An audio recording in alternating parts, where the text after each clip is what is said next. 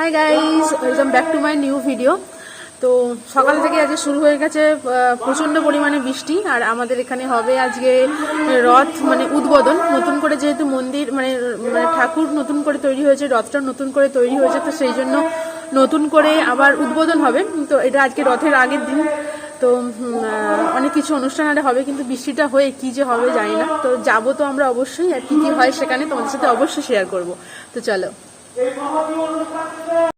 যেহেতু রথের পুনঃপ্রতিষ্ঠা হবে, তো সেই জন্য সারাদিন আজকে নিরামিষ তো অবশ্যই হবে। আর ভাতটা তো খেতে নেই, ভাত হবে তখনই যখন প্রভুকে প্রসাদ দেওয়া হবে, তারপর ভাত হবে। তো সেই জন্য আজকে আমাদের মেনুতে রয়েছিল লুচি, পটল আলুর পোস্ত আর সিমুই। তো মা এখানে আনাজ কুটতে বসেছিল, ওমো তার সাথে বসেছিল। আর সকাল থেকে বৃষ্টি হচ্ছে, থামছে, মাঝে মধ্যে খুব রোদ হচ্ছে, মাঝে মাঝে খুব বৃষ্টি হচ্ছে। তো যাই হোক, এখানে মায়ের আনাজ কুটা কমপ্লিট হয়ে গেছে। আর এখানে মা রান্না করে বসিয়ে দিয়েছে, তো পটলটা ভেজে নিল। আর এখানে ওম হঠাৎ করে বায়না, ওর যে যখনই কড়াতে কিছু রান্না বান্না হয় তখনই হচ্ছে যে ওর দেখার আগ্রহ খুব বেড়ে যায়, যে কী হচ্ছে, কী আওয়াজ হচ্ছে, কী হচ্ছে। তো সেই জন্য দুজনের কোলে উঠে পড়েছে ওম। আর মা এখানে ওমকে নিয়েই রান্নাবান্না করছে, আর আমি বানাচ্ছিলাম ভিডিও। তো এখানে আমার পটলটা মা তুলে দিয়েছে, পটলটা ভাজা হয়ে যেতে পটলটা নামিয়ে নেওয়া হয়েছে। তো পটল পোস্ত রেসিপি নতুন করে বলার তোমাদের কাছে কিছুই নেই, সবাই করতে পারবে।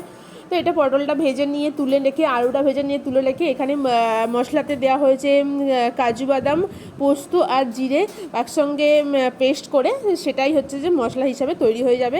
আর যেহেতু রান্নাটা পুরোপুরি নিরামিষ হবে, তো সেই জন্য পোস্তর সাথে একটু কাজু বাদাম দিলে বেশ স্বাদটা ভালো আসে। দেখো, রান্না করতে করতে হঠাৎ করে দেখি কি সুন্দর রোদ উঠে গেছে, আর চারিদিকটা কত সুন্দর, একদম পরিষ্কার একটা আবহাওয়া। আর মেঘটাও এত সুন্দর, সে শরতের মেঘের মতো এত সুন্দর লাগছে।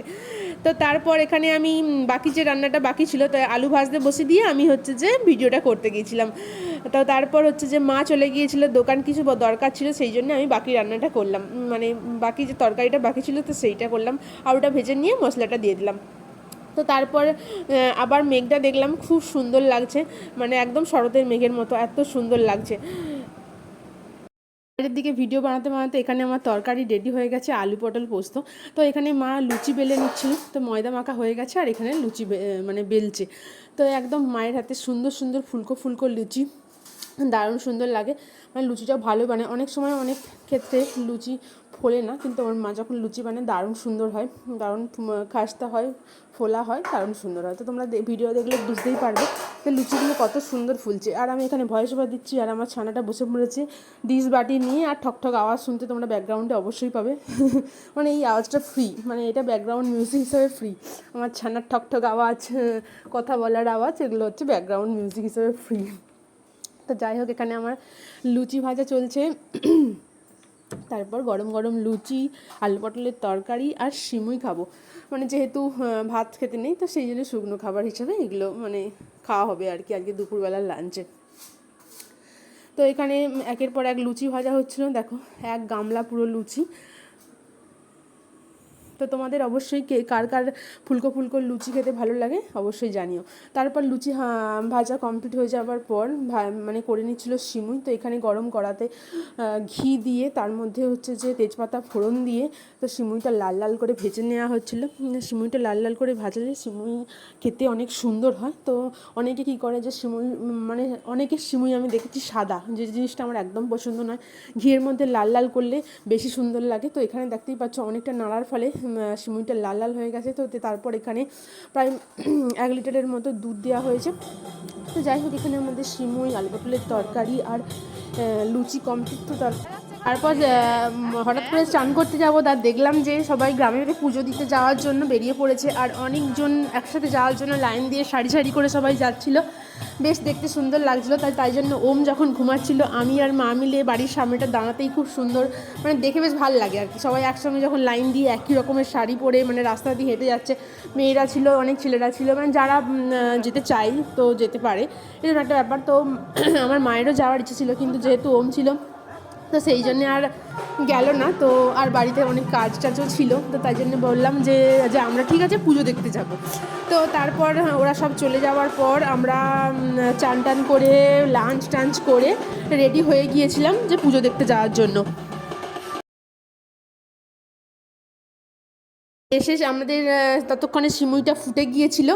আর এসে মা প্রথমে ওই যেটা এলাচ গুঁড়ো দিতে ভুলে গিয়েছিলো, তো সিমুইটা হয়ে যাওয়ার পর এলাচ গুঁড়ো দিয়ে সিমুইটা নামিয়ে নিয়েছিল। এখানে ওম ততক্ষণে যেহেতু ঘুমাচ্ছিল, তারপর ওকে চান টান করে একটু খাইয়ে দাইয়ে মানে ওর জন্য ডাল বানিয়েছিলাম, কিন্তু হচ্ছে যে ও তো সেগুলো না খেয়ে লুচি টুচি খেয়ে নিল। তো তারপর আমরা রেডি হয়ে গিয়েছিলাম, আর এখানে ওকে একটা জগন্নাথ দেবের মানে জামা পরিয়ে দিয়েছি, এটা পুরী থেকে দাদু এনে দিয়েছিল। তো যেটা পরে ওর খুব খুশি লাগছিলো, রথ টানতে যাবে মানে রথ দেখতে যাবে, তো জগন্নাথ দেবের জামাটাই পরুক। তো এদিকে জামা টামা পরে টুপি পরে একদম ছোটাছুটি শুরু করে দিয়েছে। তো আমরা এখন যাচ্ছি রথ উদ্বোধনীতে। আর ওদিকে আমার সোনা মাংস বুড়ো, সেও রেডি হয়ে গেছে। সোনা মাংস বুড়োটাকে একটুখানি দেখি তো, আমরা কোথায় যাচ্ছি? রথ দেখতে। বৃষ্টিও পড়তে শুরু হয়ে গেছে, চলো। এখানে যখন আমরা পৌঁছালাম তখন সবেমাত্র পুজো শুরু হচ্ছে। এখানে হোমকুণ্ড রেডি করছে, তারপর ঠাকুরকে মালা পরানো হচ্ছে, রথ সাজানো হচ্ছে, অনেক কিছু মানে ব্যাপার স্যাপার হচ্ছে। কিন্তু এখানে কিছু চেয়ার পাতা ছিল, আর যেহেতু পুজোর শুরুর দিকে ছিল, বেশি ভিড় ছিল না, একদম ফাঁকাই ছিল। আসল ভিড় হয়েছিল বিকেলবেলার দিকে, যখন মানে পুজো শুরু অনেকক্ষণ থেকেই শুরু হয়ে গেছে, কিন্তু যখন মানে পুজোটা আরম্ভ হয় তার কিছুক্ষণ পরের মধ্যেই মানে ভিড়টা শুরু হয়েছিল। আর বেশি ভিড় অথচ হয়নি, মানে তারপর নেতারা এসে ফিতে দিতে কাটার একটা ব্যাপার ছিল, তারপর মহারাজরা এসেছিলো উদ্বোধনীর সময়তে, তো সেই জন্য ওই বিকেলবেলার টাইমটা বেশি ভিড় ছিল। তো ওম এখানে ওর মামি দিদিদেরকে দেখে কাঁদতে শুরু করে দিয়েছিল, মানে অনেক লোকজন দেখলে ওর একটু ভয়টাই পায়, যেমন বাচ্চারা হয় আর কি। তো একটু ভয় পাচ্ছিল, তারপর আমার কাছে বসিয়ে নিয়ে ঠাকুর দেখাতে আবার চুপ করে বসেছিল।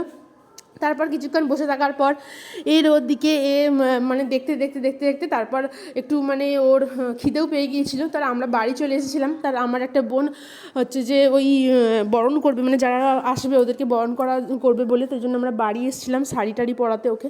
তো এখানে আমরা বাড়ি চলে এলাম, তারপর কিছুক্ষণ বাদে আবার গিয়েছিলাম। তো এখানে রথে একটা মালা পরানো হচ্ছিলো, বিশাল বড় একটা মালা, তারই ভিডিও করছিলাম। তো মেলার মধ্যে এই ব্যাংকাটির এই বাংলাটা আমার খুব ভালো লাগছিলো, সব বাচ্চারা অনেকে নাচছিল, আর এই বাংলাটা দারুণ ছিল।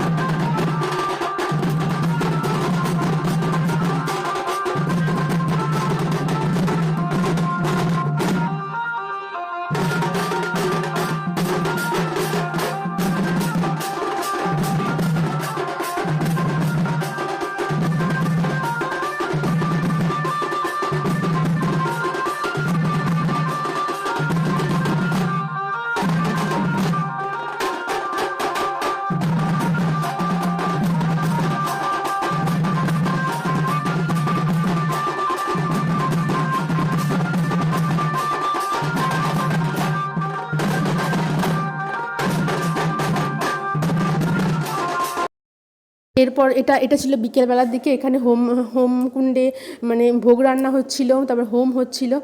তারপর এখানে অনেক মহারাজরা এসেছিলেন, তো তারাই বক্তৃতা দিচ্ছিলেন। এই যে এখানে আমার বোন মানে ওই যে উত্তরীয় দিয়ে বরণ করে নেওয়ার জন্য মানে ওকে সাজানো হয়েছিল, যাকে বলছিলাম না আগে, সেটাই ও।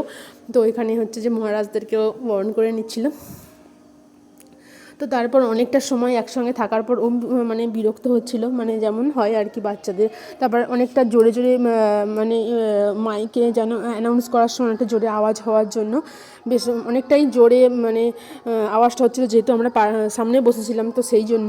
তো তাই জন্য আমরা আবার বাড়ি চলে এসেছিলাম। তো যাই হোক, আর যাইনি সন্ধ্যেবেলাতে মেলা দেখতে, কারণ ওম ছিল, ও মেলা দেখতে গেলে এই সেই বায়না করবে, তো সেই জন্যই আর কি। তো যাই হোক, আজকের ভিডিওটা এই পর্যন্তই। ভিডিওটা ভালো লাগলে অবশ্যই লাইক করে দিও, কমেন্ট করে দিও, শেয়ার করে দিও। চ্যানেলে যারা নতুন তারা অবশ্যই চ্যানেলটাকে সাবস্ক্রাইব করে দিও, পাশে থেকো। তো এখানে শেষের একটু অংশ, তো ওমকে হচ্ছে যে একটু ভোলানোর জন্য আমি ওর সাথে একটু ভিডিও বানিয়ে নিচ্ছিলাম। তো যাই হোক, আজকে অবশ্যই তোমাদের সাথে রথযাত্রার ভিডিও, মানে কালকে ভিডিওটা আসবে, মানে শেয়ার করবো, রথ টানার ভিডিও সবই শেয়ার করবো তোমাদের সাথে। তো চলো, ততক্ষণের জন্য টাটা, দেখা হচ্ছে অন্য কোনো ভিডিওতে। চলো, বাই।